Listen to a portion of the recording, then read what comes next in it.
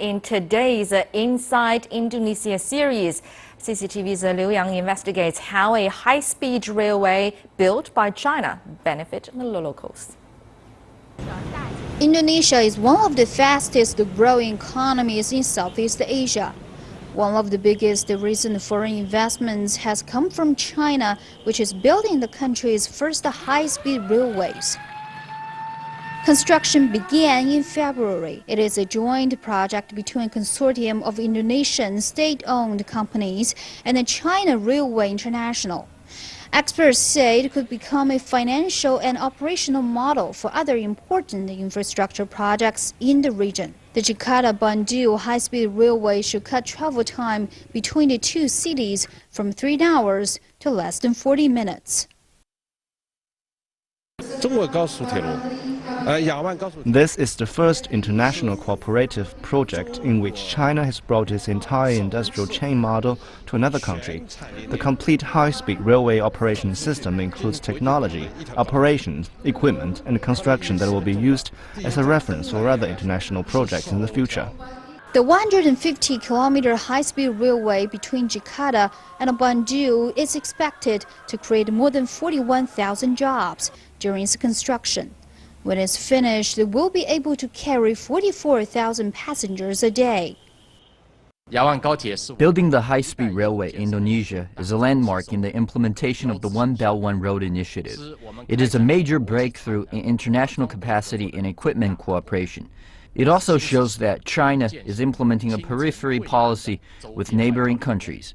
Through joint discussion and construction and sharing a new model of mutual beneficial relations, it is clear that we're together in building a community with a common destiny and common interests.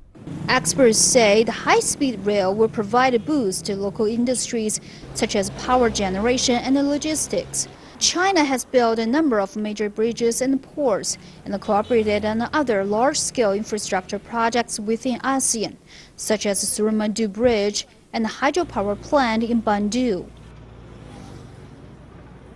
This is Suramadu Bridge. It is one of the most significant cooperative projects between China and Indonesia, a symbol of the two countries' economic and technical cooperation. It is also the longest transoceanic bridge in Southeast Asia, linking East Java province and the Madura Island, Indonesia. But the most important of all, the bridge has been of benefit to people living here in the country. People here say the bridge has changed their living conditions significantly.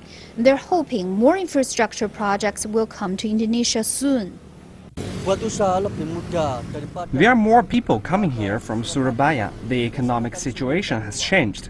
More jobs have been created. New factories have been built here. More jobs have been created. Transport is getting easier. It's much easier getting from Surabaya to Madura Island now. We used to come to the island by boat, but now we have this bridge to commute. Indonesia is the biggest economy in Southeast Asia, but experts say it missed most of its economic targets in 2015, resulting in its slowest growth since 2009. The Jakarta government is now backing infrastructure development and foreign investment as part of a renewed push for economic growth. The region hopes to achieve bilateral trade with China worth $500 billion by the end of this year and $1 trillion by 2020. Today we run a trade deficit with China of $14 billion a year, approximately. Yeah, so $14 billion a year of capital is flowing out from Indonesia to China.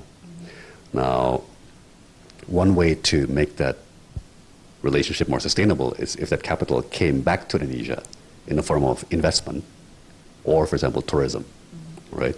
And that's why President Jokowi has been very seriously working with President Xi Jinping to get Chinese investment into Indonesia, right? It's a way to improve the sustainability, to balance the relationship. I think the high-speed train project is a good first step.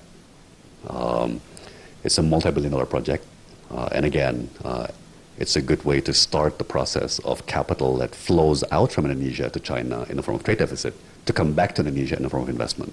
Experts say high-speed railway have a strong multiplier effect for economic growth in countries throughout Southeast Asia, where new infrastructure development is currently in hot demand. As cooperation deepens, more projects will be on the way to benefit local residents. Liu Yang, CCTV, Indonesia.